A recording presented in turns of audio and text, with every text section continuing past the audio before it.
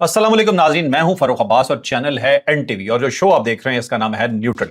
बिलाखिर जब जावेद चौधरी साहब इस वक्त पकड़े जा चुके हैं, अरेस्ट हो चुके हैं, हमारे हथियार चढ़ चुके हैं। जैसे ये शो से फारिग हुए तो हमने इन्हें बाहर से ही पकड़ के अंदर ले आए हैं कि पहले यहाँ बैठिए फिर आपको घर जाने देंगे। आपके व्यूअर्स भी आपसे बहुत उदास थे, बहुत पूछ रहे थे चौधरी साहब के मुतालिक। मैं ज्यादा उदास हूँ। आप यकीन करें मुझे आदत पड़ गई हुई है और पिछले 2-2.5 साल से जब तक मैं आप लोगों से मुखातिब ना हूँ इस कैमरे के ज़रिए, वो सब लोग जो अपने मोबाइल से अपने टेलीविज़न से हमारे साथ राब्ते में रहते हैं, मैसेजेस करते हैं, हमें आदत पड़ गई हुई आप सब लोगों की। इसीलिए हमारी ज़िंदगी में कोई छुट्टी नहीं, कोई छुट्टी का दिन नहीं है और हर रोज़ 2 मरतबा आप लोगों से मुखातिब होते हैं। और किसी दिन अगर मुखातिब ना हो, कोई एमरजेंसी हो जाए तो ऐसा लगता है जैसे गिल्ट सा फील होता है, जैसे इनकम्प्लीट, जैसे कोई गुनाह कर दिया, जैसे कोई जुर्म कर दिया। आप 3 दिन गुनाह करके आए। मेरा ज़्यादा प्रोफेशनल जिम्मेदारी भी है मेरी। ठीक है जी, चले आज के जो हमारे टॉपिक्स होंगे जो हम डिस्कस करेंगे वो होंगे जी कि ईरान ने पाकिस्तान पे हमले शुरू कर दिए हैं पैदर पे। ये क्या कहानी है जी, हमने तो आपके लिए बहुत अच्छा किया था, ये सिला आप हमें देंगे। फिर आपको ये बताएंगे जी कि मोदी जी तो गए, हमने आपको पहले भी बताया था कि वो बंदा है ही नहीं जो टिक के काम कर सके। वैसे टिका बड़ा अरसा, लंबा अरसा, लेकिन नेगेटिव तरीके से। अब प्रॉब्लम यह है कि जब टाइम बुरा शुरू होता है तो फिर बुरा हो जाता है। तो आरएसएस जिसने मोदी बनाया था उसने क्या किया है आपको आज बता देंगे। वैसे वक्त बुरा हो ना तो इंसान ऊंट के ऊपर भी चढ़ा हो तो उससे कुत्ता लड़ जाता। इसका तो मोदी साहब प्रॉब्लम यह है, ये जमीन पे चल रहा था और कुत्ते इर्द गिर्द थे, लेकिन इसका वक्त अच्छा था। अब इसका वक्त बुरा शुरू हुआ है, ये असल वक्त शुरू हुआ। अच्छा, फिर जी आपको ये बताएंगे जी कि बड़े अफसोस के साथ ये ऐलान किया जाता है कि पीटीआई का मीडिया सेल, भारत और इसराइल एक ही पेज पे हैं। एक खौफनाक कैंपेन लॉन्च हुई है पाकिस्तान के खिलाफ। आप नहीं ठीक हो सकता, नहीं हो सकता। पीटीआई के खिलाफ नफरत है, खुसूसी नफरत है। आपके मीडिया सेल आम पॉलिटिकल पॉलिटिकल वर्कर, पार्लियामेंटेरियन, इनके कोई प्रॉब्लम नहीं है, एक तरीके से बैठे हैं, सब पाकिस्तानी हैं। लेकिन ये जो एजेंट्स हैं ना जो बाहर बैठे हुए हैं, इनसे मुझे बहुत प्रॉब्लम। ठीक, अच्छा जी, फिर आपको ये बताएंगे जी अमेरिका ने जुल्म की इंतहा कर दी है, केमिकल बॉम्ब मार दिया है जी ईरान पे। आपको बार बार कह रहे थे ना कि ना लेके जाएं इस साइड पे, ना लेके जाएं। जब भी किसी को एक हद से ज्यादा पुश करेंगे तो ऐसी हरकतें कर सकता है। बहरहाल ये सिचुएशन अभी की है या कब की है ये आपको बताएंगे। फिर आपको ये बताएंगे जी शकीबुल हसन एक क्रिकेटर हैं बांग्लादेश के। आपने देखा होगा इन्हें विकेटें तोड़ते हुए, मतलब खेलने से ज्यादा ये लड़ाई पे फोकस करते थे और इनके साथ एक बहुत ही बुरा काम हुआ है। अब ये भी जानेंगे आज के व्लॉग में कि ये क्या हुआ है। और जावेद चौधरी साहब से आज मैं कुछ क्रिटिकल क्वेश्चंस करूंगा। जी जी, आपको बताऊंगा नहीं मैं, ठीक है, दरमियान में वो सवाल आता है। ठीक है, तो ये होगा जी आज का व्लॉग की डिटेल में जाने से पहले लाइक शेयर सब्सक्राइब चैनल को करना बिल्कुल ना भूलिएगा। WhatsApp link, Twitter link, Facebook link और कौन सा चौथा चॉइस? TikTok link. ठीक है, ये इम्तिहान ले रहे हो आप जी? मैंने कहा आपको याद भी है या नहीं, भूल ही नहीं गए आप। अच्छा, तो ये होगी, ये आपने लाजमी ज्वाइन करना। अब चॉइस आपको हम इन्वॉल्व करते हैं अपने साथ और पहला ही सवाल, ईरान ने पाकिस्तान के साथ क्या किया? अब देखें, ईरान के अंदर ना 2 किस्म की राय है। एक तो जो पाकिस्तान का ईरान है वो ज़ाहिर है बहुत ज़्यादा कमिटेड है और बहुत ज़्यादा मजहबी उनका एलिमेंट है, और दूसरी उनकी पॉलिटिकल गवर्नमेंट है। पॉलिटिकल गवर्नमेंट जो है वो इसके ऊपर खामोश है, बल्कि उसे बड़ी खुशी हुई कि पाकिस्तान जो है वो तुर्किया के साथ मिल के, उसे सऊदी अरब के साथ एक मुआहदा कर लिए। पॉलिटिकल गवर्नमेंट का ख्याल ये है कि इस मुआहदे से ईरान को बहुत फ़ायदा होगा, ये ईरान के एंगेज नहीं है। लेकिन जो पाकिस्तान है उनका ख्याल ये है कि ये ईरान को कमज़ोर करेगा और अल्टीमेटली ये जो सुन्नी इस्लाम है वो एक साइड पे इकट्ठा हो गया हुआ है और इसका शिया इस्लाम जो है ना उसका नुकसान होगा, तो वो उसको दूसरे एंगल से देख रहे हैं। अब जो ताने दिए गए हैं, 2 ताने हैं जिनका जिक्र करते हैं। एक तो बेसिकली उनकी नेशनल पार्लियामेंट्री सिक्योरिटी कमेटी है और उसके मोहम्मद नियान साहब हैं, महमूद नियान साहब, और उन्होंने ये कहा है कि तुर्की और पाकिस्तान जो है ना ये दोनों अमेरिका के हवारी हैं और ये जो हैं हवारी, क्योंकि ज़ाहिर है हम लोगों ने अमरीकी फौजी अड्डों के ऊपर हमला किया है और वो सऊदी अरब के अंदर भी हैं, तो ये हवारी जो हैं उनकी सऊदी अरब की ज़मानत नहीं दे सकते, ना ही ज़मानत पर पूरे आ सकते हैं, क्योंकि हमने तो यहाँ से ही सऊदी अरब के ऊपर अटैक किया या हमने अटैक नहीं किया या हम अटैक करेंगे तो वो नुकसान हो जाएगा। वो कहते हैं अमेरिका हिफाजत नहीं कर सका, तो ये अमेरिका, वो कहते हैं अमेरिका ज़ाहिर है अमेरिका कड्डे हैं, अमेरिका अपनी हिफाजत नहीं कर सका सऊदी अरब की, तो ये जो हवारी है यानी तुर्की और पाकिस्तान ये क्या करेंगे। अब यहाँ पे ना दूसरा बयान तो मैं आगे चल के पढ़ूंगा या बताऊंगा, यहाँ पे एक बड़ा ट्विस्ट है। वो ट्विस्ट ये है कि जो ईरान ने, बल्कि बड़ी दिलचस्प बात यह है कि जो अमेरिका और पाकिस्तान के रिलेशन बने थे उसके अंदर ईरान का बहुत बड़ा किरदार था। उस वो शाह ईरान होते थे और शाह ईरान जो थे ना वो अमेरिका के बहुत ज़्यादा करीब होते थे। बल्कि आप ये देख के और ये सुन के हैरान हो गए कि हार्वर्ड यूनिवर्सिटी का एक ही कैंपस था जो अमेरिका से बाहर था और वो ईरान के अंदर था और ईरान पूरी तरह अमेरिकनाइज था। और उस वक्त क्योंकि शाह ईरान अमेरिका के बहुत करीब थे तो वो अमेरिका को पाकिस्तान के करीब लेके आए بلکہ پاکستان نے مدد حاصل کی تھی شاہ ایران کی کہ آپ ہمیں کنیکٹ کر دیں امریکہ کے ساتھ 79 سے پہلے. یہ بہت پہلے جی جب پاکستان بنا تھا اس وقت کی تو بات ہے. صحیح. جب یہ بنا تھا تو ایران پہلا ملک تھا جس نے پاکستان کو تسلیم کیا تھا. اور اس کے بعد یہ ہے کہ ایران اور پاکستان کا ریلیشن بہت قریبی ہو گئے تھے. یہ تو اسکندر مرزا صاحب کا جو تدفین کا مسئلہ بنا تو اس کے بعد پھر ایران اور پاکستان کے تعلقات خراب ہوئے, ورنہ یہ بہت قریبی تعلقات رہے. اور شاہ ایران جو تھے وہ ریگولر آتے رہتے تھے پاکستان, بلکہ اتنا زیادہ آتے تھے کہ پروٹوکول کو بڑا وقتہ پڑ جاتا تھا کہ یار یہ پھر آ گئے, اب ہمیں سمجھ نہیں آ رہی کہ ان کو کیسے ہم ڈیل کریں گے. اور اس زمانے میں ظاہر ہے پاکستان کے پاس کوئی ریڈ کارپٹ بھی بہت زیادہ نہیں ہوتے تھے اور ہر جگہ لے کے جانا پڑتا تھا. کبھی لاہور آ جاتے تھے, کبھی کراچی آ جاتے تھے, کبھی راولپنڈی آ جاتے تھے. اس وقت اسلام آباد نہیں تھا. تو وہ ان کو بہت اچھا لگتا تھا. بلکہ ریس دیکھنے کے لیے بھی یہاں پہ نا لاہور کے اندر ریس کورس کے اندر ریس ہوتی تھی, اس کے اندر وہ باقاعدہ جو تھا نا کچھ نہ کچھ لگانے کے لیے, پیسے لگانے کے لیے اس ٹائپ کا, وہ بھی آ جاتے تھے وہاں پہ. تو وہ بہت زیادہ شاہ ایران کے ساتھ ان کے بڑے ہی پاکستان کے قریبی تعلقات تھے.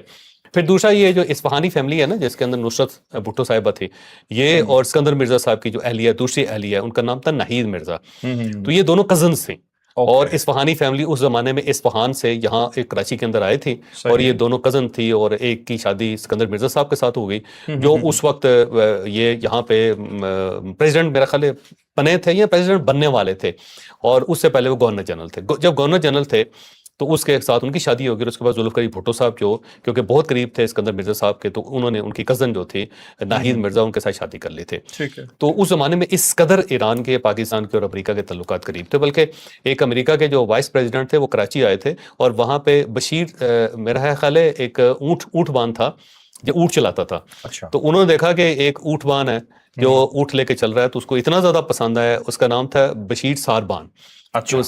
ساربان کہتے ہیں نا اونٹ چلانے والے کو. تو جب وہ دوبارہ وہاں پہ پریزیڈنٹ بنے تو اس کے بعد انہوں نے بشیر ساربان کو پاکستان سے بلوایا, اور بہت زیادہ ان کو وائٹ ہاؤس میں بلا کے بڑا سیلیبریٹ کیا گیا کہ دیکھیں ساربان ہے. بشیر ساربان صاحب جو ہے نا وہ بہت زیادہ امیر ہو گئے اور بڑے پاپولر ہو گئے تھے پوری دنیا میں, پورے میڈیا کے اندر آیا تھا. بشیر سے بیش بن گئے ہوں گے. بیش بن گیا ساربان. اس کی وجہ یہ ہے کہ اونٹ لے کے سڑک کے اوپر گزر رہے تھے, اور یہ اپنے پرائیویٹ وزٹ پہ آئے ہوئے تھے. انہوں نے دیکھا کہ یہ عجیب سی چیز ہے جو ایک لمبی سی, اور اس کے ساتھ انہوں نے پیچھے ایک ریڑا سا لگایا ہوا ہے اور اس کو چلائی جا رہا ہے. تو انہوں نے انٹرپریٹر کو درمیان میں ڈال کے اس کے ساتھ گفتگو کی اور گپ لگائی, اور اس کے بعد جب ان کو یاد رہا جب وہ پریزیڈنٹ بنے تو انہوں نے لے کے آؤ یار اس کو پکڑ کے یہاں سے.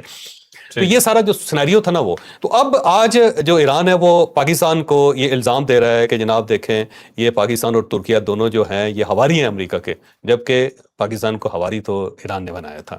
یہ بات تو ہمیں ماننی چاہیے اور ایران کو تسلیم کرنا چاہیے. اگر یہ جرم ہے تو پھر یہ جرم ان سے سرزد ہوا ہے, کیونکہ اس پورے ریجن کے اندر صرف امریکہ کے ایک ہی سینٹر تھا اور اس کو ایران کہتے تھے. ایران کے اندر امریکہ پنپ تھا اور یہیں سے پورے ریجن کو وہ کرتا تھا, ہینڈل کرتا تھا.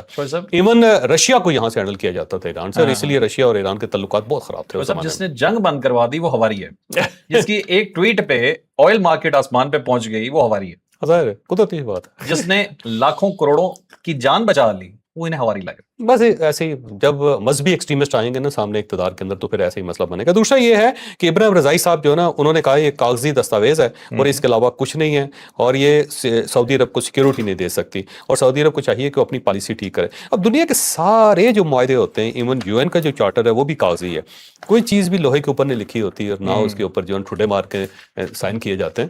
یہ کاغذ ہی ہوتا ہے سارا, کاغذ کا یہ معاہدہ ہوتا ہے. جو 14 نقاطی ایجنڈا سائن ہوا جو جیسے اسلام آباد MOU جو ہے جو ایران کے لیے وہ کاغذ ہی تھا, وہ کاغذ پہ تھا, کاغذ پہ تھا. ہر چیز کاغذ پہ ہوتی ہے. ایون مذہبی کتابیں بھی کاغذ کے اوپر جو نا چھپتی ہیں, معاہدے بھی کاغذ کے اوپر کیے جاتے ہیں, اور آئین جو بنتے ہیں دنیا کے وہ بھی کاغذ کے اوپر ہوتے ہیں. کاغذ بڑا امپورٹنٹ ہے, مطلب جس پہ سگنیچر ایران کر دے وہ کاغذ بھاری ہے, باقی کاغذ ہلکا. اور اللہ تعالیٰ نے قلم کی قسم کھائی ہے, اسی لیے قلم سے لکھی ہوئی چیز بڑی امپورٹنٹ ہوتی ہے سارے. تو بہرحال ایران جو ہے نا وہ پریشان ہے. اس کا خیال یہ ہے کہ شاید یہ اتحاد ایران کے خلاف بنا ہے. اس میں دو چیزیں, ایک تو یہ ہے کہ یہ ڈیفنس کارڈ ہے, یہ افینس کارڈ نہیں ہے کہ تینوں ملکوں نے مل کے کسی کے اوپر حملہ نہیں کرنا, لیکن کوئی اور ملک ان کے اوپر حملہ کرے گا تو یہ تینوں مل کے ڈیفینڈ کریں.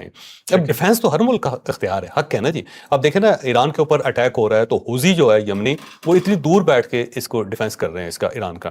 عراق کے اندر جو ان کے ملیشیاز ہیں 67 ملیشیاز ہیں وہ ایران کو پروٹیکٹ کر رہے ہیں یہاں سے. حماس جو ہے وہ غزہ کے اندر بیٹھ کے ان کی حفاظت کر رہی ہے. تو آپ دیکھ لیں، یا شام کے اندر جو ان کے لشکر ہیں وہ، یا پھر حزب اللہ لبنان کے اندر بیٹھ کے، تو اتحادی جو ہے ان کا یہی کام ہوتا ہے کہ حفاظت کریں. تو یہ حفاظتی معاہدہ ہے، یہ کوئی حملہ کرنے والا معاہدہ نہیں ہے کہ کسی کے اوپر اس نے حملہ کرنا ہے. دوسرا یہ غلط فہمی ایران کو یہ ہو رہی ہے کہ شاید یہ ایران کے خلاف اتحاد ہوا ہے. یہ ایران کے خلاف اتحاد نہیں ہے. یہ اس اتحاد کی دو وجوہات ہیں. ایک تو یہ اسرائیل، کیونکہ سب کو اب آبویس ہو گیا ہے کہ اسرائیل جو ہے نا اس سے محفوظ رہنا ہم سب کا بہت امپورٹنٹ ہے. اس کی وجہ یہ ہے کہ وہ گریٹر اسرائیل کی طرف جا رہا ہے، اور گریٹر اسرائیل کے اندر ایران بھی شامل ہے، اس کے اندر ترکیہ بھی شامل ہے، اس کے اندر سعودی عرب بھی شامل ہے، اور اس کے ساتھ ساتھ باقی جو عرب ملک ہیں وہ بھی شامل ہیں. وہ سب کو گریٹر اسرائیل بنانا چاہتا ہے اسرائیل. اور بنیادی وجہ یہ ہے کہ حضرت سلیمان علیہ السلام کی جو اسٹیٹ تھی اس کے اندر بلوچستان کا علاقہ بھی تھا. کوئی سلیمان جو ہے یہاں پہ حضرت سلیمان علیہ السلام کا تخت رواں آیا تھا، تو یہاں پہ انہوں نے قیام فرمایا تھا. تو بلوچستان کا جو علاقہ ہے اس کو بھی وہ گریٹر اسرائیل کا حصہ سمجھتے ہیں. وہ سمجھتے ہیں سیستان سارے کا سارا جو ہے وہ اس ہمارے گریٹر اسرائیل کا حصہ ہے. تو اب جو مسلم ورلڈ ہے اس کو اندازہ ہو گیا ہے کہ آنے والے دنوں میں ہم نے سب سے بڑا خطرہ جو ہے وہ اسرائیل سے. تو اسرائیل کے خلاف یہ اتحاد بن رہا ہے، اور اس کے اندر اب باقی ملک بھی آئیں گے. اس کے اندر ایجپٹ بھی آئے گا اور اس کے اندر قطر بھی آئے گا. یہ دونوں اس لیے نہیں آئے، کمٹمنٹ انہوں نے کی ہوئی تھی، لیکن اس لیے نہیں آئے کہ ان کی آپس میں لڑائی ہے. اور یہ لڑائی 2013 سے سٹارٹ ہوئی تھی جب مرسی آیا تھا. جب مرسی آیا تو وہ ظاہر ہے مسلم بردرہڈ جو ہے اس کی تنظیم ہے اخوان المسلمین جو ہے، تو اس کا نمائندہ تھا اور اس سے وہ پریزیڈنٹ بنا تھا. اخوان آیا تھا واپس سارے. تو اس کے بعد قطر نے اخوان کو لفٹ کرانی شروع کر دی تھی، بلکہ قطر نے کو $7.5 بلین ان کو قرضہ بھی دیا تھا مرسی صاحب کو. اس کے بعد جب وہاں پہ السیسی صاحب نے ان کے خلاف بغاوت کی اور اس کے بعد سارے اخوان کو گرفتار کر لیا، مرسی کو گرفتار کر کے ان کو سزا دے دی، تو اس وقت یہ جو لوگ بھاگ کے یہاں سے گئے تو قطر گئے، اور قطر کے اندر پھر ان کو پناہ دے دی گئی. اب ان کے وہاں پہ دفتر ہیں، تو اس لیے مصر اور ان کے درمیان تعلقات خراب تھے. 2017 تک تو ان کے سفارتی تعلقات بھی نہیں تھے. 2021 میں جا کے ان کے سفارتی تعلقات بنے. تو اس لیے یہ دونوں جو ہے نا اس کا حصہ نہیں بنے، لیکن آنے والے دنوں میں پاکستان بہت سفارتکاری کر رہا ہے اور یہ دونوں بھی اس کا حصہ بنیں گے. پہلی بات تو یہ ہے کہ پاکستان نے جو کمال کیا ترکیہ اور ایران کو، ترکیہ اور سعودی عرب کو اکٹھا کرنے کا. ان دونوں کے درمیان 100 سال سے مسلسل لڑائی تھی. وہ اس طرح تھا کہ 500 سال یہاں پہ آٹمن امپائر رہی، اور آٹمن امپائر نے اس کے دور میں 1919 میں ان لوگوں نے بغاوت کر کے اور پھر آٹمن امپائر سے لڑ کے انہوں نے آزادی حاصل کی تھی سعودیز نے، بلکہ سب نے. عراقی بھی اس کے اندر شامل تھے، جارڈن بھی بنا تھا اس زمانے میں، لیبیا بھی اس زمانے میں آزاد ہوا تھا، اور سیریا نے بھی اس زمانے میں آزادی حاصل کی تھی 1919 میں، کیونکہ سب آٹمن امپائر کا حصہ تھے. اور اس کے بعد یہ کبھی بھی جو ترکیہ ہے اس کو پسند نہیں کرتے تھے سعودیز، اور بلکہ بہت زیادہ اختلافات ہیں ان کے درمیان. تو رابطہ بھی نہیں تھا کوئی کسی قسم کا. اور یہ پاکستان تھا اس نے 2019 سے پھر یہ رابطہ کریٹ کرنا شروع کیا تھا، اور یہ دونوں کو ایک ٹیبل پہ لے گیا. یہ پاکستان کا کمال ہے. اب پاکستان مصر اور قطر کو اس کا حصہ بنانا چاہتا ہے، اور اس کے بعد پھر بہت زیادہ ملک ہیں جو اس کا حصہ بنیں گے. تو یہ اسلامک نیٹو بن رہا ہے، اور اس کا مقصد جو ہے نا اسرائیل کے خطرے سے نپٹنا ہے. اور دوسرا یہ جو دہشت گردی ہے پورے مسلم ورلڈ کے اندر، جو مسلم ورلڈ کو بہت زیادہ پریشان کیا ہوا ہے، جس نے بریڈ کیا ہوا ہے، اس کو بلیڈنگ ہو رہی ہے، اس کے ساتھ مقابلہ کرنے کے لیے یہ داعش کے خلاف ہے، یہ ٹی ٹی پی کے خلاف ہے، یہ ٹی ٹی اے کے خلاف ہے، اور اس کے ساتھ ساتھ یہ بی ایل اے کے خلاف ہے. تو جہاں جہاں دہشت گردی مسلم ورلڈ کے اندر ہو رہی ہے یہ اس کو کاؤنٹر کرے گا. بالکل ٹھیک ہے. چلیں چوہے صاحب، آپ نے ایک بات کی تھی ابھی درمیان میں کہ ایران کی پراکسیز کی. اب میں ایک ان پاپولر بات کرنے والا ہوں اس وقت. حزب اللہ لبنان میں، یمن میں ہوتیز، حماس ٹو سم ایکسٹینٹ، مطلب آپ یہ سمجھیں کہ فلسطین میں، ان سب کو ایران نے فنڈ کیا. ان تمام نے جو کام وہاں پہ کیا، ایک جدوجہد کی. جنگ ہمیشہ اسٹریٹجی سے لڑی جاتی ہے. مسلم اگر جنگ دیکھیں، جتنے بھی پاکستان کی جنگ ابھی جو ریسنٹ ہوئی ہے، لیکن اس سے بہت بڑی مثال بھی اگر میں دوں، جو اسلام کی ہسٹری میں جنگیں ہیں، جو جب اسلام شروع ہو رہا تھا تو وہ اسٹریٹجی سے جیتی گئی تھی ساری جنگیں جو ہیں. اللہ کی نصرت نو ڈاؤٹ ساتھ شامل تھی. ان تمام پراکسیز نے لبنان کو، یمن کو اور فلسطین کو کیا تباہ نہیں کروا دیا؟ کیونکہ کوئی اسٹریٹجی نہیں ہے. ایک جدوجہد ضرور کی، لیکن اس جدوجہد کی وجہ سے دشمن نے لاکھوں مسلمانوں کو مار دیا، اور آپ نے آگے سے ان یہودیوں، انہیں کہہ لیں یا اپنا دشمن کہہ لیں، کوئی بھی کہہ لیں، ان کا کیا نقصان کیا اور مسلمانوں کو کتنا نقصان. صحیح بات یہ آپ کی بات بڑی حد تک درست ہے. جدوجہد کی جاتی ہے آزادی حاصل کرنے کے لیے، جبکہ یہ تو ان کے اپنے ملک تھے. انہوں نے کس کے خلاف جدوجہد کرنی تھی؟ انہوں نے باہر سے جو انویژن کرنے والے لوگ تھے ان کو دعوت دے دی کہ آؤ. مثلا غزہ کے اندر حماس اگر 5000 میزائل نہ داغتی اسرائیل کے اوپر، تو ظاہر اسرائیل کی طرف سے جواب نہیں آنا تھا. اسرائیل کی طرف سے جواب نہ آتا تو آج غزہ قائم رہتا. یہ بیسیکلی تو حماس نے ایک شرارت کی، یا اس نے اٹیک کیا، یہ بغیر سوچے سمجھے اٹیک کیا کہ ہم اگر وہاں پہ بم ماریں گے تو اسرائیل خاموش رہے گا. ان کو اندازہ نہیں تھا کہ اسرائیل بھی تو ریٹیلیٹ کرے گا نا جی.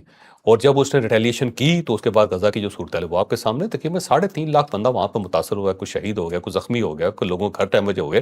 مکمل طور پہ آپ دیکھ لو وہ ملبے کا ڈھیر بنا ہوا ہے. کیا کمایا ایران سے؟ سیم نشان حزب اللہ نے جو کچھ لیبنان کے اندر کیا، وہ 34 کلومیٹر جو ہے وہ آگے آ گیا اسرائیل. اور اس نے ریور لتانی تک قبضہ کر لیا. پھر اب شام کے اندر جو کچھ ہو رہا ہے وہ سب کے سامنے. ایران کمزور ہوگا تو یہاں اسرائیل آ جائے گا. اس کے اندر ایران سے زیادہ لوگ لبنان میں مارے جا چکے اور روز مر رہے ہیں. اب سیریا کی خبر نہیں آ رہی. سیریا میں تو گولان ہائٹ سے بہت آگے چلے گئے ہوئے ہیں اسرائیلی. وہ چوکیاں جو آگے سے آگے لے جاتے چلے جا رہے ہیں. اور اس کے بعد وہاں سے ان کا جو ٹارگٹ ہے وہ ٹارگٹ ہے ترکیہ, کیونکہ ترکیہ میں بہت سارا علاقہ ایسا ہے جو کبھی شام کا حصہ ہوتا تھا, تو یہ وہاں تک جانا چاہتے ہیں. تو یہ جو دجلہ اور فرات ہے نا, دونوں دریا جو ہیں ترکیہ سے نکلتے ہیں. اور دجلہ اور فرات جو ہے نا اس کے درمیان جو میسوپوٹیمیا تھا اس کو بھی یہ لوگ اپنی سلطنت سمجھتے ہیں. کہتے ہیں سلیمان علیہ السلام کی وہ بھی سلطنت تھی, تو اس کو بھی گریٹر اسرائیل کا حصہ سمجھتے ہیں. تو وہ سارا علاقہ جو ہے نا جو ارض شام کہتے ہیں وہ سارے کے اوپر قبضہ کرنا چاہتے ہیں. بالکل اسرائیل تو آگے بڑھ رہا ہے اور ایران کو کمزور کر کے بہت آگے بڑھے گا. اور یہاں پہ ایک اور بڑی انپورٹنٹ چیز ہے جو میرے خیال ہم لوگ اگنور کر جاتے ہیں, وہ یہ ہے کہ پاکستان بھی ٹارگٹ ہے اسرائیل کا. اسرائیل کا پاکستان بہت بڑا ٹارگٹ ہے نیوکلیر ہونے کی وجہ سے, کیونکہ اس کا خیال یہ ہے کہ یہ جو نیوکلیر بم ہے یہ پوری اسلامک ورلڈ کا بم ہے, اور جب تک یہ لوگ ہیں پاکستان کے پاس ہے اس وقت تک یہ حفاظت کرتے رہیں گے عالم اسلام کو. اور پاکستان نے ثابت بھی کیا ہے, جس طرح ابھی اسلامک نیٹو بن رہا ہے کہ ہم سب اکٹھے ہیں, اور یہ اکٹھے ہو گئے تو اسرائیل کو بہت زیادہ خطرہ ہے. تو کچھ نہ کچھ شرارت وہ کرتا رہے گا. اب دیکھیں یہ ایران کی طرف سے جو بیان ہے نا وہ پاکستان اور ایران کے تعلقات خراب کرنے کے لیے بیان دیا جا رہا ہے, اور اس کے اندر اسرائیل کا ایلیمنٹ جو ہے اس کو فراموش نہیں کرنا چاہیے ہمیں, جو پاسداران کے اندر بھی شامل ہے. پاسداران کے اندر بھی شامل ہیں, اور خام خواہ اس قسم کے بیانات کو حوالہ بنایا جاتا ہے اور اس کو اٹھایا جاتا ہے. بالکل ٹھیک ہے. اچھا چوہے صاحب, مودی کو اپنے کزنز سے خطرہ ہے, آپ نے جیسے تھوڑی دیر پہلے بتایا, تو یہ بتائیے گا کہ آر ایس ایس کیسے فارغ کرنے جا رہی ہے؟ بیسیکلی ایک تو مودی صاحب کی عمر 75 سال ہو گئی ہے, اور آر ایس ایس کا یہ انہوں نے فیصلہ کیا تھا کہ 75 سال کے بعد کوئی شخص جو ہے نا وہ پرائم منسٹر نہیں بن سکتا, وہ الیکشن نہیں لڑ سکتا بی جے پی کی طرف سے. تو اب ایک تو 75 سال کی عمر کراس کر گئے ہوئے ہیں, تو ایک تو انہیں نیکسٹ الیکشن نہیں مل سکے گا. دوسرا جو بائیڈن کا دور تھا اس دوران انڈیا کو بہت زیادہ فائدہ ہوا, اسی دوران اس نے انڈس واٹر ٹریٹی کو بریک کر دیا, اس کے اوپر پریشر ڈالنا شروع کر دیا تھا. پھر ڈپلومیٹک مشنز جو تھے اس کے اندر بھی یہ ذرا پاکستان کو نقصان پہنچا رہے تھے, اور بڑی تیزی سے یہ پوری دنیا کے اندر پھیلتے چلے جا رہے تھے. ایون جو انڈین آرمی چیف ہے وہ سعودی عرب تک چلے گئے تھے, انہوں نے سعودی عرب کا دورہ بھی کر دیا تھا. اس حد تک جو نا انہوں نے اپنے سفارتی مشنز کو ایکٹیو کر دیا تھا. اس دور کے کون سا ٹائم تھا جو سر؟ یہ میرا خیال 2019 تھا, 2019 کا جو بائیڈن کا دور, اور اس دور میں مودی کو بہت فیور ملی ہے, بہت زیادہ ایکسٹرا آرڈنری فیور ملی. جو بائیڈن جو تھے وہ پرو انڈیا تھے اور اینٹی پاکستان تھے. اس وقت پاکستان گورنمنٹ کیا کر رہی تھی؟ پاکستان گورنمنٹ اس کو عمران خان صاحب کی گورنمنٹ تھی, انہوں نے بڑی کوشش کی کہ وہ ایک ٹیلی فون ہی کر دے ہمارے پرائم منسٹر کو جو بائیڈن, لیکن اس نے نہیں کیا. کوئی خط ہی لکھ دے کہ جی آپ پرائم منسٹر بنے ہیں تو آپ کو مبارک ہو. انہوں نے خط بھی نہیں لکھا, بلکہ ایون جو ہمارے وہاں پہ ایمبیسڈر تھے آخر میں جو ان کی ملاقات ہوئی, اور اس زمانے میں ہمارے جو سفارتکار تھے انہوں نے یہی کہا تھا نا سفیر نے کہ یار کم از کم آپ ایک فون ہی کروا دیتے ہیں. اس میں انہوں نے کہا جی عمران خان کے ہوتے ہوئے فون کون کرے گا یہاں پہ. تو اسی سے یہ جو بعد میں مسئلہ بنا تھا وہ جو اٹھا کے سائفر لے کے کر رہے تھے عمران خان صاحب. تو اس حد تک معاملہ اس وقت تک خراب تھا. پھر انڈیا کو انہیں اس قدر فیور دینی شروع کر دی کہ یہاں پہ جو آپ اس کو بلکہ گولڈن ٹائم کہتے ہیں, مودی کا کہ گولڈن ٹائم تھا جو بائیڈن کے دور میں, اور یہاں پہ جو تھی نا ایک وہ آپ یہ سمجھیں کہ لٹھ لے کے گلیوں کے اندر پھرتے جا رہے تھے, اور دنیا کہہ رہی تھی کہ مودی زندہ باد, انڈیا زندہ باد, یہ قسم کی صورتحال تھی. پھر اس کے بعد جو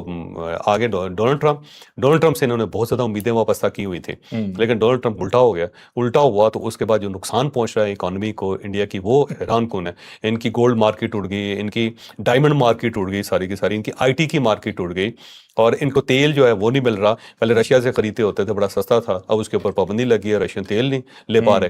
ایران کا تیل ملتا تھا ان کو, وہ رستے بند ہو گئے ہوئے ہیں, اور ٹائٹ کر دیا انہوں نے بہت زیادہ امریکہ نے. تو اب اس وقت جو نا حالات بہت خراب ہیں. اور اگر آپ کو یاد ہو تو دتا تیرے ہوس بولے جو تھے, جو ان کے آر ایس ایس کے نمبر 2 وہ امریکہ گئے تھے. دتا تیرے ہوس بولے, اب ہمیشہ اسے ہوس بولے یہ زیادہ بہتر لگتا ہے ہوس بولے. نہیں بہتر یہی ہے, لیکن نام اس کا ہوس بولے. چلے دتا تیرے ہوس بولے صاحب یہ گئے تھے امریکہ کے اندر, اور وہاں پہ انہوں نے امریکن ایڈمنسٹریشن کے ساتھ ملاقات کی تھی. واپس آ کے انہوں نے کہا جی پاکستان کے ساتھ تعلقات ہمارے ٹھیک ہونے چاہیے, ڈائیلاگ ہونا چاہیے.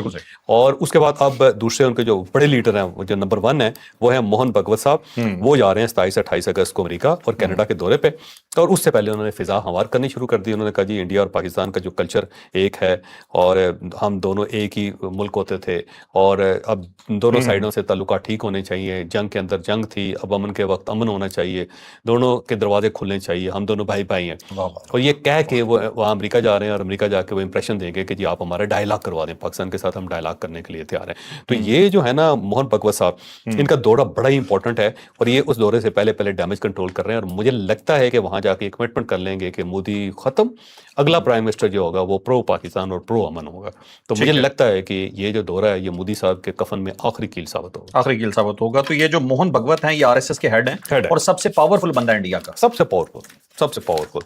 یعنی وہاں جا کے جو مودی صاحب ہیں اس کے پاؤں چھوتے ہیں تو اس کے بعد معاملات آگے بڑھتے ہیں. بالکل ٹھیک ہے. تو یہ تھی ناظرین, آپ خود دیکھیں کتنی امپورٹنٹ سٹوری ہے. ڈیولپمنٹ کیا ہے جی, یہ کامیابیوں کے ساتھ یہ ڈیولپمنٹس آتی ہیں, ناکامی ہو تو پھر وہی ہوتا ہے جو 2019 میں ہو رہا تھا. اچھا, اس کے بعد شوہر صاحب ایک بہت بڑی خبر, کہتے ہیں کامیابی سب سے بڑا باپ ہوتی ہے. یہ بات بالکل ٹھیک ہے, بالکل صحیح کہہ رہے ہیں. اچھا اب جی اگلی خبر ہمارے پاس بڑی امپورٹنٹ جی, وہ خبر یہ ہے کہ بے شرموں بے حیا لوگ, اوئے آپ بس کر یار, آپ کو میں کیسے کہہ رہا میں 3 دن بعد, لیکن آپ وہیں کے وہیں ہیں. میں کیسے کہہ رہا ہوں, پتہ نہیں, مجھے نہیں پتا. آپ کو پتہ ہی نہیں تو میں پی ٹی آئی کہہ رہے ہو گے بس. اور جب آپ کو پتہ ہے تو پوچھ کے 2 ادب ہوتے ہیں, یا مودی ہوتا ہے یا پی ٹی آئی ہوتی ہے. اچھا جی, تو جناب یہ جو شرما ورما ہیں سارے, جنہیں مطلب آپ نام پیچھے ان کے آفتاب لگا دیں, عمران لگا دیں, کوئی بھی لگا دیں, یہ سارے جو انڈیا میں معافی چاہتا ہوں یہ جی جو آپ سے. ہاں جی, جتنے بھی یہ مطلب مجھے نہیں پتا تم لوگ پیسے لے کے کرتے ہو, مجھے نہیں پتا تم لوگ یہ کیوں کرتے ہو, لیکن پاکستان کی ہر خوشی میں تمہیں تکلیف ہونا لازمی ہے, اور وہ ہو رہی ہے. ہر وہ بندہ جو سوشل میڈیا پہ جو ایسا بیٹھا ہوا ہے, جو اب دعویٰ کرتا ہے پی ٹی آئی کے سوشل میڈیا سے ہونے کا, جو وہ زبان استعمال کر رہا ہے, جو وہ حرکتیں کر رہا ہے, وہ ہر پاکستانی کے لیے ناقابل برداشت ہے. آج مجھے سمپل آپ سے یہ پوچھنا ہے, یہ بھارتی ہیں یا اسرائیلی ہیں, کیونکہ بھارت اور اسرائیل کو بھی اتنی ہی تکلیف ہے, ایک ہی پیج یار. یہ جو پروپیگنڈا ہے اینٹی پاکستان پروپیگنڈا, جس کے اندر انڈیا, اسرائیل اور پاکستان تحریک انصاف کے کچھ بھٹکے ہوئے لوگ جو ہے نا شامل ہیں, یہ ہمیں ماننا پڑے گا, اور ان لوگوں کو انڈرسٹینڈ یہ کرنا پڑے گا کہ اگر آپ کا کوئی ملک ہے تو اس کی عزت کریں, ملک نہیں ہے تو پھر کچھ بھی نہیں. ابھی دیکھیں افغانستان کے 8 لوگوں نے یہاں پہ اپلائی کیا ہوا تھا کہ ہمیں عارضی طور پہ پاکستان کے اندر رہائش کی اجازت دے دیں, اور پشاور ہائی کورٹ نے ریجیکٹ کر دیا. اس کے اندر 2 جنرل تھے اور 2 ان کے جو بیوروکریٹس ہیں اس کے اندر, اور اس کے ساتھ ساتھ صحافی تھے ان کے. اور بڑی مزیدار بات ہے, ایک چیف جسٹس نہیں, ایک سپریم کورٹ آف افغانستان کا جسٹس تھا. ہاں, اور اس کا کیس جو تھا پشاور ہائی کورٹ میں تھا کہ ہمیں عارضی طور پہ پاکستان میں رہنے کی اجازت دے دے, کیونکہ پاکستان سب افغان کو نکال رہے ہیں یہاں سے. اور ان کا جو کیس ہے اسے وزارت داخلہ میں بھیج دیا جج صاحب نے, تو ججز نے پشاور ہائی کورٹ کے. تو جب ملک نہیں ہوتا تو پھر یہ صورتحال ہوتی ہے. تو خدا کا واسطے اپنے ملک کی عزت کریں, یہ ہے تو آپ ہیں, ورنہ آپ کہاں پناہ لیں گے, کدھر جائیں گے, آپ کو وہاں سے ٹھڈے مار کے لوگ نکال دیں گے. لیکن اب یہ ظاہر ہے پروپیگنڈا کیا جا رہا ہے. اسرائیلی جو میڈیا ہے وہ اس کا کنسرن ہے کہ یہ جی معاہدہ جو ہوا ہے یہ خلاف ہے ہمارے, اور ہمیں نقصان پہنچانا چاہتا ہے, اور اس کا کوئی فائدہ نہیں ہے. انڈین جو وہ بھی کہہ رہے ہیں کہ جی ہمیں کنسرن ہے اس کے اوپر, ایسا لگتا ہے کہ ہمارے اوپر حملہ ہوگا 3 ملک کر کے کریں گے, اور اب یہ 3 نیوکلیر پاور بن گئے ہوئے ہیں. اور ساتھ ساتھ پی ٹی آئی جو ہے وہ بھی کہہ رہی ہے کہ کاغذی معاہدہ اس کا کوئی فائدہ نہیں ہے. تو پی ٹی آئی کے جو کارکن ہیں یا لوگ ہیں ان سے میری درخواست ہے کہ اللہ کا واسطہ ہے انڈرسٹینڈ کریں, یہ سارے لوگ آپ کے خلاف ہیں, یہ آپ کے حق میں نہیں ہے. شوہر صاحب ہیوی میڈیا کمپین شروع ہوئی ہے اس وقت, جب تک پاکستان کی طرف سے خاموشی تھی نا, کچھ اچانک مذاکرات کے بعد خاموشی ہو گئی, یہ بھی چپ ہو گئے. جیسے مطلب یہ نہیں کہ بالکل چپ ہو گیا, کچھ نہ کچھ چھوٹا موٹا بولتے رہتے تھے. جیسے ہی پاکستان کی خبر انٹرنیشنل بنی, ہائی پائی, ایسے لگا جیسے انہیں ٹاسک دے دیا گیا. دیکھیں وہ کہتے ہیں یہ ہے کہ کامیابی کے بعد آپ دائیں بائیں دیکھیں, جس شخص کا منہ اترا ہوگا نا وہ آپ کے خلاف ہے. بالکل صحیح ہے, تو ان کا موتر اور یہ خلاف ہیں پاکستان کے. ٹھیک ہے, چلیں جو صاحب اب نیکسٹ اپنی اگلی خبر کے اوپر آ جاتے ہیں. نیکسٹ ہے جی چھوٹی چھوٹی خبریں ہیں, شکیب الحسن والی. ہاں, شکیب الحسن والی خبر, چلے بتا دیں جو خبر بتا. یہ بنگلہ دیش کے کرکٹر ہیں شکیب الحسن صاحب, اور یہ اسمبلی کے ممبر ہوتے تھے جب حسینہ واجد صاحب تھی, ان کے بہت زیادہ قریب تھے یہ. اور جب وہاں پہ انقلاب آیا, لوگوں نے پینٹا لگایا, حسینہ واجد بھاگ کے انڈیا چلی گئی, اور یہ سری لنکا چلے گئے, اور وہاں پہ انہوں نے پناہ لے لی, اور وہاں پہ خاموش ہو کے چپ کر کے بیٹھے رہے. لیکن ابھی پچھلے دنوں جب دلی کے اندر حسینہ واجد صاحبہ نے وہاں پہ تقریر کی تو ٹیلی فون کے اوپر یہ شریک ہو گئے, انہوں نے ان کی حمایت کر دی. اور اس کے بعد جو بنگلہ دیش کی گورنمنٹ ہے وہ لٹ لے کے ان کے پیچھے, اور انہوں نے کہا جی کہ ان کے خلاف کیسز ہیں کہ یہاں پہ جو انقلاب کے درمیان لوگ مارے گئے تھے اس کے اندر شکیب الحسن صاحب کا بھی ہاتھ تھا. انہوں نے کیس کھول لیے ہوئے ہیں, اور ان کا جو کھیل کا جو منسٹر ہے امیل الحق اس کا نام ہے, اس نے کہا جی پہلے اگر کوئی گنجائش تھی تو اب ہمارے پاس گنجائش نہیں, اب ہم اس کو پکڑ کے لائیں گے, لا کے اس کو لٹکا دیں گے. ہاں جی, شکیب الحسن صاحب کے پاس بڑا اچھا موقع تھا, چپ کر کے خاموش ہو کے بیٹھ جاتے. وہ کہتے ہیں جو بول پڑتا ہے نا بندہ, اس کے ساتھ یہی ہوتا ہے, تو بلا وجہ بول پڑے. بدتمیز حالات دیکھنا چاہیے یار, بالکل حالات دیکھنے چاہیے. ویسے یہ تھوڑا سا ایگریسو بھی ہے, نیچر وائز بھی تھوڑا بدتمیز آدمی. آپ نے بھی کہا کہ شیخ حسینہ صاحب, آپ نے کہا, ایک سیکنڈ کے لیے میں نے سوچا, اس کی تصویر امیجن کی, شکل آئی, میں کہا نہیں صاحب ہی ہے. اچھا صاحب, صاحبہ نہیں لگتی. معذرت چاہتا ہوں بھائی, صاحبہ ہے. اچھا ٹھیک. امریکہ نے ایران میں کیمیکل بم مار دیا. یہ بیسیکلی تو ایران کی ایک تحقیقاتی ایک رپورٹ ہے, اس کے مطابق لامرد کا علاقہ ہے ایک, یہ بیسیکلی فارس ایک صوبہ ہے ان کا جس کا کیپٹل شیراز ہے. تو یہ کیش ایک جزیرہ ہے, اس کے قریب یہ علاقہ ہے. تو جب یہ جنگ سٹارٹ ہوئی تھی تو جب بم پھینکے گئے ان کے اوپر, وہاں انہوں نے تحقیقات کی, انہوں نے کہا جی ان بموں کے اندر فاسفورس تھی اور اس وجہ سے وہاں پہ تابکاری پھیلی ہوئی ہے. اب لوگوں کو جو زخم ہے وہ ریکور نہیں ہو رہے کیونکہ فاسفورس جو ہوتی ہے آگ لگا دیتی ہے اسکن کے اوپر, اور اس کے جو زخم ہوتے ہیں ڈیپ ہوتے ہیں ان کو ٹھیک نہیں کیا جا سکتا, جلدی ٹھیک نہیں, پوری زندگی نشان رہتا ہے اس کا. اچھا اس کا یہ افیکٹ یہ ہے, اور اس کا جلن بہت زیادہ ہوتی ہے کیونکہ فاسفورس جلانے والی ہے, اور جب اس کے ساتھ آکسیجن لگتی ہے تو اس کو آگ لگ جاتی ہے. یہ بڑی خوفناک قسم کی دھات ہے یا کیمیکل ہے یہ. تو بہرحال انہوں نے کہا جی یہ تحقیقات کر کے ہم نا انٹرنیشنل فورم پہ پیش کریں گے, اور اس کے بعد امریکہ اور اسرائیل کو اکاؤنٹیبل کریں گے کہ انہوں نے فاسفورس والے بم پھینکے, جو ظاہر ہے انلیگل ہے پوری دنیا کے اندر, اس کو الاؤ نہیں کیا جاتا. اس حملے میں 21 طالب علم جو تھے وہ شہید ہو گئے تھے کیونکہ اسپورٹس کمپلیکس کے اوپر بھی حملہ ہوا تھا. وہاں پہ اسپورٹ کمپلیکس کے اندر اس وقت اسٹوڈنٹ بھی تھے. 21 لوگ شہید ہوئے ہیں, بہت زیادہ طالب علم زخمی ہیں, اور ان کے زخم جو ہے نا بہت زیادہ خوفناک ہیں. اب دیکھتے ہیں کیا نتیجہ نکلتا ہے اس کا. بالکل ٹھیک ہے. چوہے صاحب ویلاگ ہمارا ختم ہو گیا, بس آخری کچھ چیزیں مجھے آپ سے پوچھنی, کچھ سوالات کرنے تھے لیکن مجھے نہیں لگتا اگلے ویلاگ میں کر لیتے ہیں. اب مجھے یہ بتائیے, آپ کا یہ بھی فرسٹ ویک کا سما میں آپ کا پہلا پروگرام 1 پہ آیا, دوسرا پروگرام آپ کا نمبر 2 آ گیا پورے پاکستان میں, مطلب اپنے سلاٹ میں پورے میڈیا انڈسٹری میں 1 اور 2 پہ, پہلا پروگرام 1 دوسرا پروگرام 2, آپ نے کیا کچھ بھی نہیں کیا, بس اللہ تعالیٰ کا رحم اور کرم ہوتا ہے, اللہ تعالیٰ کا فضل ہوتا ہے جس کے اوپر ہو جائے. نیا پروگرام لانچ ہوا ہے نا, بالکل نیا لانچ, کوئی ریزن نہیں ہوتی, کوئی ریزن نہیں ہوتی, اللہ تعالیٰ کو شاید ترس آ گیا. میں صاحب ایک چیز ویسے ڈسکس کرتا ہوں کہ عموماً میڈیا سے تعلق ہے آپ کا بھی میرا بھی, آپ نے اتنا عرصہ کام کیا ہے, میں نے بھی کچھ 2-4 دن گزارے ہیں, ٹھیک ہے. میں یہ دیکھتا ہوں کہ جو نیا شو لانچ ہوتا ہے اسے جگہ بنانے میں ٹائم لگتی ہے, ٹھیک ہے. آپ نے ایسا کیا کیا ہے کہ آپ کا پہلا شو اور دوسرا شو, اللہ تعالیٰ کا خاص کرم ہے, آپ یقین کرو میں نے کچھ بھی نہیں کیا. نئے آنے والوں کو بتا دیں, تھوڑا مدد ہو جائے گی ان کی. چلے اگلے ویلاگ کے اندر کریں. تو یہ تھا آج کا ویلاگ, یقیناً آپ کے لیے انفارمیٹیو رہا ہوگا. لائک شیئر سبسکرائب, اجازت دیجیے, اللہ حافظ. پاکستان زندہ باد.